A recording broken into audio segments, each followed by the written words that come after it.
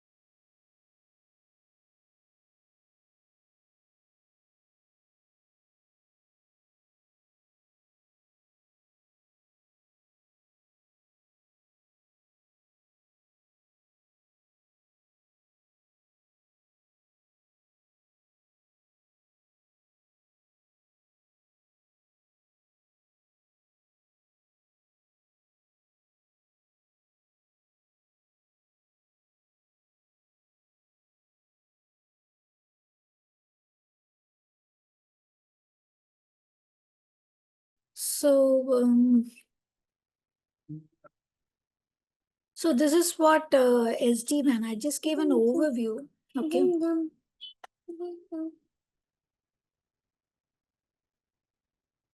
All right.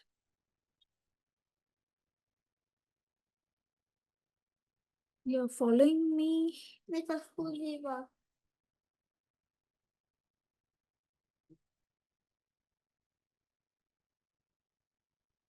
Yeah.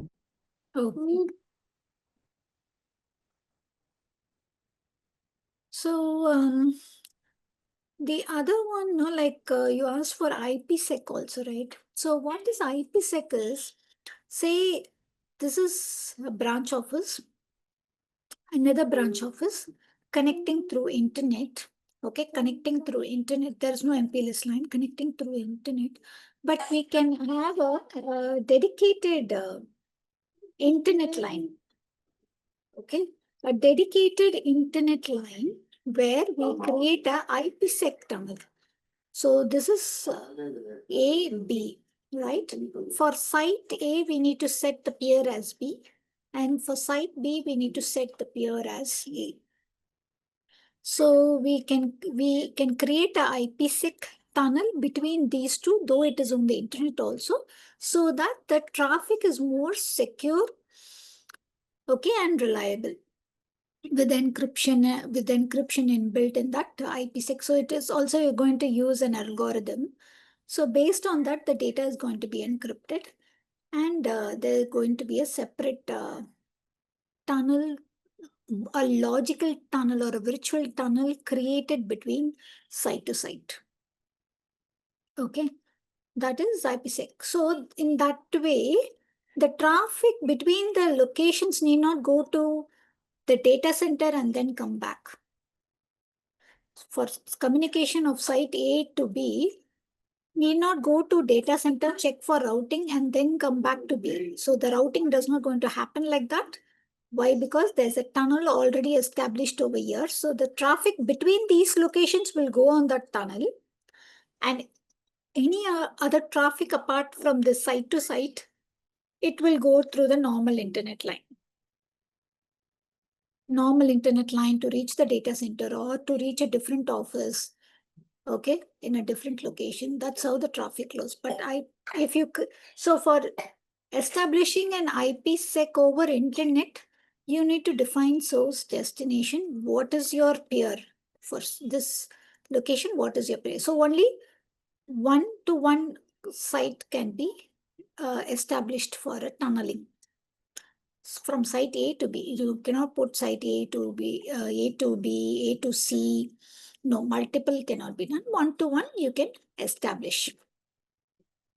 That is a similar connection when it comes to VPN also.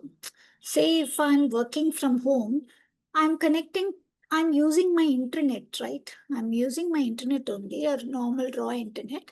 But I'm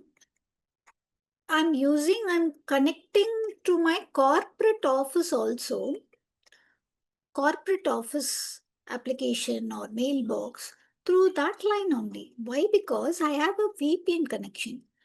Okay, with the help of a VPN, if I'm going to connect to my office corporate VPN, what it actually does is, it is going to change my IP address.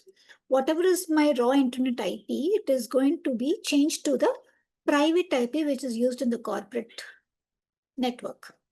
So that's how the IP is being masked.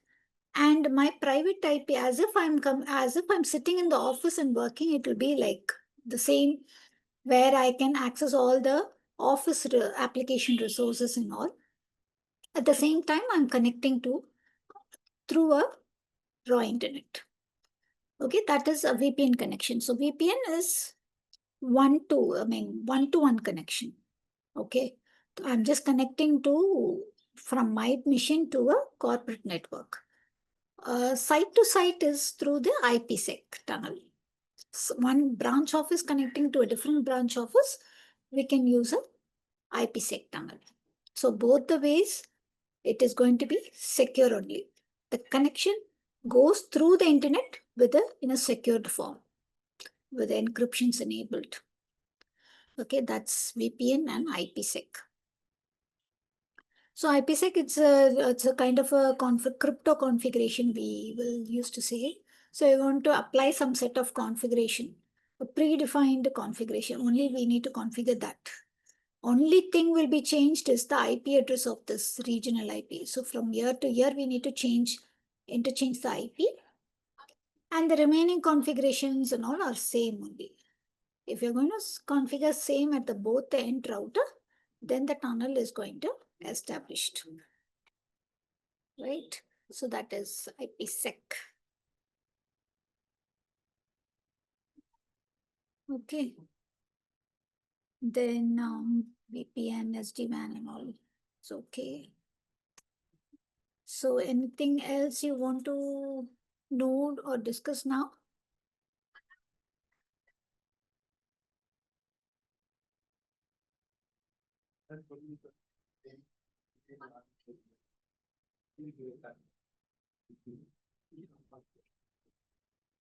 So you want to discuss anything, Rajimna?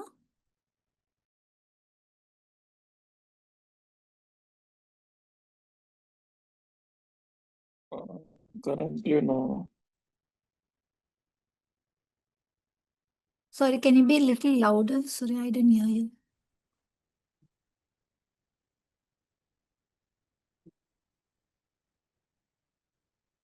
Maybe you can type the definitions and share it with me.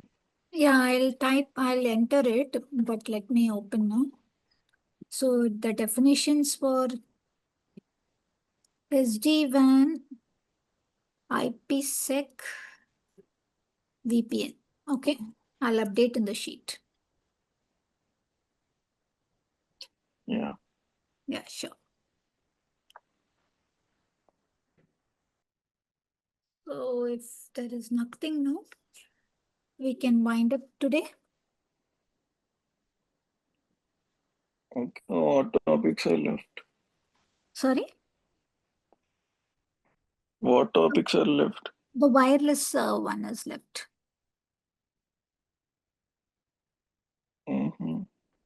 Like what you'll call in wireless? Okay, in wireless, I will explain you about autonomous APs, lightweight APs, how it is getting connected to the controller, what configurations to be applied on the switch level for connecting the APs. So those things and all will be covered. How actually the connectivity or the architecture for an autonomous AP and a lightweight AP will look like. How the connection goes. Okay. So that will be the final topic. Okay. So that will be covered on Monday. And on Monday itself, if you have any other questions, we can take it up or we can take it up on one more session. So Mm, that's it.